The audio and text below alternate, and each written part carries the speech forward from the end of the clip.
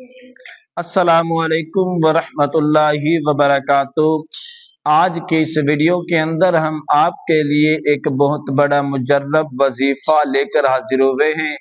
حضرات محترم، جو عورت یہ کہتی ہے کہ ہمارا شوہر ہمارے ساتھ ہر وقت ناراض رہتا ہے، ہمارے ساتھ بدتمیزی کے ساتھ پیش آتا ہے، آپ یہ وظیفہ کریں، انشاءاللہ آپ کا شوہر کبھی بھی آپ سے ناراض نہیں ہوگا، آپ کے ساتھ کبھی بھی بدتمیزی نہیں کرے گا۔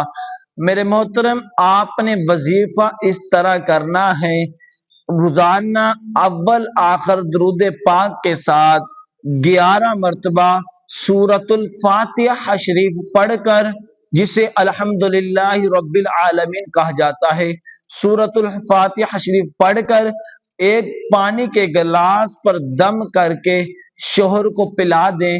انشاءاللہ آپ کا شوہر آپ کی عزت کرے گا اور آپ کے ساتھ کبھی بھی بدتمیزی نہیں کرے گا۔